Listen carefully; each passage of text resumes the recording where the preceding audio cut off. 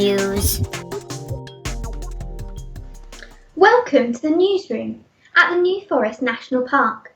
This month in the National Park, we are searching out solutions to the climate and nature emergency and finding help in some surprising places. Our planet is under threat more than ever before, with wetter winters and rising sea temperatures leading to flooding, and hotter, drier summers leading to wetlands drying up and wildfires to start on the heathland. Our unique habitats and wildlife are under severe threat, and if nothing changes, our amazing carbon stores may reverse their role and start releasing carbon. We now go to our nature correspondent live from one of the New Forest wetland habitats for an update on how the wildlife of our magical Myres are coping. Over to you. Well, it's certainly a magical place here in the New Forest, as you will soon see. Earlier this week, we received an anonymous tip-off telling us we could find a mystery climate and nature hero here in the depths of the New Forest at a place called the Magical Mire. Our research has told us that a mire is a local place name for a bog. So I'm here at Beetle Bottom looking for a hero.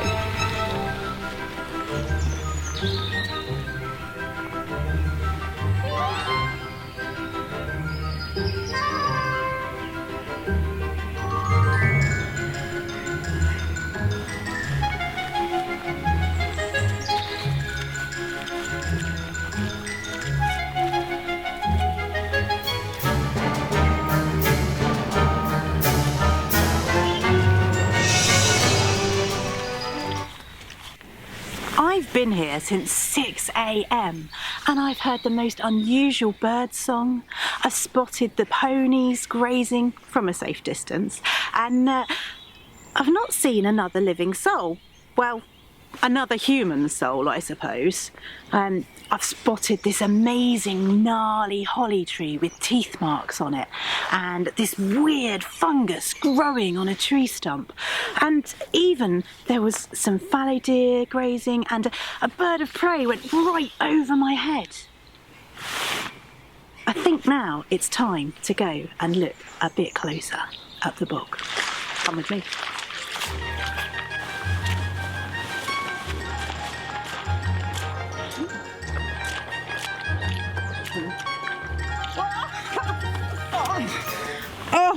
Oh no, at least this soft carpety stuff was here.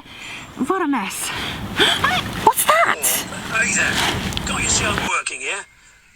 Oh, watch out for that sundew, it's very rare. Hello? You're a plant. Aren't you a plant? A talking plant? Oh yes, I'm sphagnum moss. Did you get my message? I'm looking for a climate and nature superhero. Someone who has the power to protect the wildlife of the New Forest from climate change. Well, I suppose you could call me a superhero. I do have 5 special abilities. They help me create a healthy environment for all these wonderful creatures and plants around me. You're just not quite who I was expecting. Maybe someone bigger? How on earth can you help us? Now. Look, stay safe there. Take a few deep breaths. Watch the clouds. Let me tell you about my work. Since long before humans brought their grazing ponies to this forest, the plants were here first. First came the mosses, the fungi, the grasses, absorbing the water and steadying the soil, providing shelter for insects, making a safe place where heather could spread, birch and willow trees could grow. The roots of those trees, they made tunnels for small mammals and dried the ground so other seeds could flourish to towering fir trees. Acorns could become mighty oaks. A whole host of birds, insects, mammals made the forest and heathland their home. We mosses and sedges, we're still here, in the soggy and shady places, some of the most difficult conditions to grow and live in. I've been here a long, long time. I have 5 superpowers. Number 1, I clean the air, providing oxygen, of course, but also filtering out particles of pollution. Number 2, I clean the water as it travels through my roots. It'll end up as good drink for small and fascinating insects, or they may lay eggs and grow in our ephemeral ponds. Number 3, I hold back the floods. Did you know I can hold about 20 times my own weight in water? There are lots of us here, so number 4, perhaps most importantly, I make space for nature. I create peat soil beneath my roots, a habitat for other plants and creatures. Lastly, I've been told I'm rather fascinating, indeed beautiful. Look closely, we sphagnum come in dozens of different colours.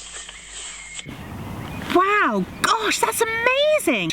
If only we could have sphagnum moss growing everywhere, when we'd solve this climate and nature emergency in no time. That's where I need your human help.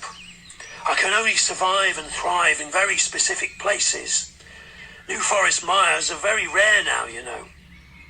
There are other plants like myself who can have powers too. Ancient oaks, hawthorn in hedges. I've even heard from the otters that there are amazing kelp forests under the oceans which capture carbon from the atmosphere. But nobody sees us, and how hard we're working, how difficult it can be to survive with the long, hot, dry summers.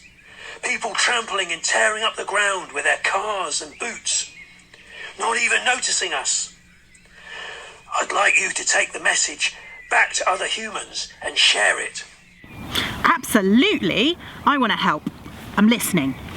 Humans need to do 3 important things. Firstly, take notice. Find us. Learn about us. Take care of us. Second, we need you to make space for nature near where you live.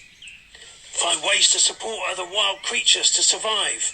Keep the air and water clean for them. Lastly, share this message. It's very difficult for us to talk. We need humans to be our champions and encourage each other.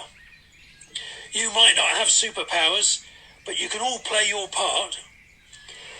I really must be getting back to work.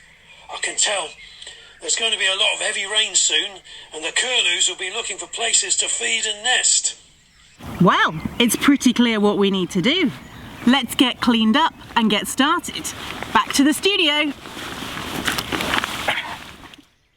Oh, I'm back! I'm live! Didn't see you there. Amazing footage of some unique New Forest plants and animals there.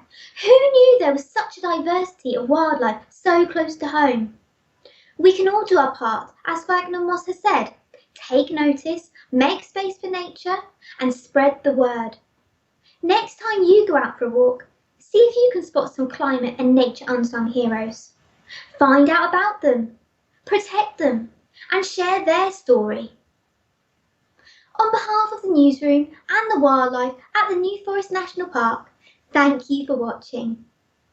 And remember, take notice, make space for nature, and spread the word. Goodbye.